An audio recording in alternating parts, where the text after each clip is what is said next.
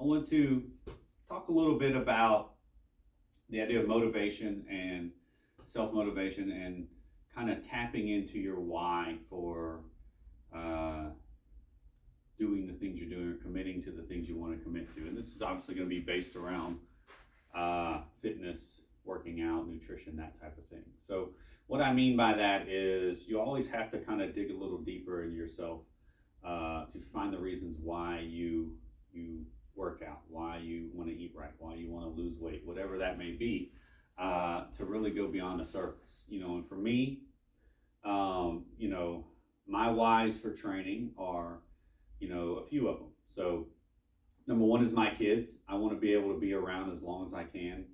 I want to be physically capable of doing anything that my kids want to do: wrestling, crawling, jumping, running, sprinting, climbing. And God willing, if I live long enough, my grandkids as well. I don't want any physical limitations. I want the ability to do whatever I want to do from a physical standpoint. I want to try to eat right and keep my health because, again, I want to be around for them. I want to be around to see them grow up. I want to be around to see them start families, and if they have children, obviously be able to be a grandparent to their children. Secondly is my love for the game of golf and wanting to be able to play that game as long as I live, to be able to compete in that game as long as I live. So, I train to keep my physical capabilities to do that. I want to maintain speed or increase speed because I know that that is going to tie itself into performance. And I want to win. I'm a competitive person. I want to go out and beat the guys I play with. I want to take their money. I want the bragging rights. And so, part of being able to do that is keeping myself physically capable of doing that. And I want to do that, as long as I live, as long as I can. Golf is, for me, it's a way to compete, but it's also a huge social activity for me. I've made a lot of good friends on the golf course and friends that I still keep today. And so in being able to go out anytime I want, without pain, without limitations, without restrictions, without fatigue, and play, be able to go on guys trips and play 4 or 5 rounds in a row, or 36 holes in the day, and not be limited physically in my abilities to do that. I want to be able to do that.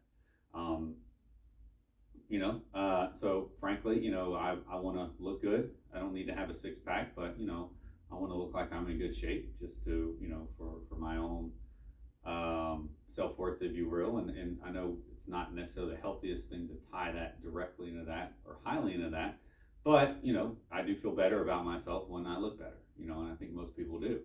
And lastly is my mental health, which for me is not necessarily last in the list. Sometimes it's first in the list, because without managing and improving my mental health and trying to be the best I can be for myself, then I'm not going to be the best father I can be. I'm not going to be the best coach I can be, best clinician, the best man, the best whatever. So, there are plenty of days where my sole purpose of a workout is just for mental health. Maybe I'm anxious, maybe I'm stressed, maybe I'm not feeling the greatest. And 99% of the time I can go do a workout and enhance my mood, enhance the way I feel, dial down some of those stresses and anxieties. So for you, you have to kind of tap into that. Maybe you're newly divorced man or woman, you want to look good, you're dating again. I've been there as well, obviously. So I know what that's like to kind of have to be back in that game.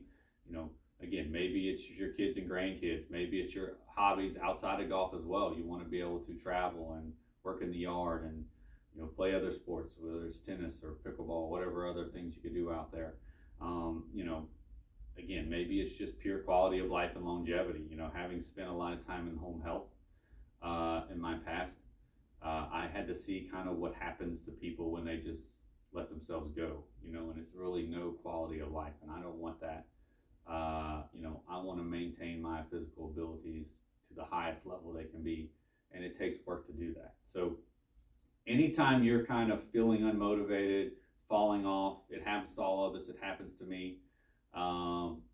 One good way to get back on track is to kind of tap into those whys, really dig down deep and figure out, why are you doing this? Why are you committing to a workout program?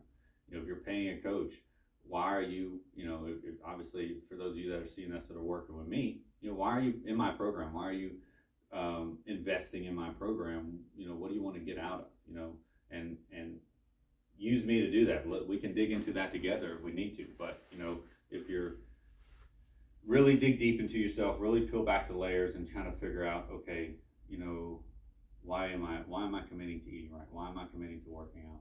What are my goals with this? What are the whys behind those goals? And keep reminding yourself of that. Write them out. Do whatever you need to do, but tap into those deep down whys for those commitments, and usually that'll help kind of recharge and reinvigorate you. I know it does for me.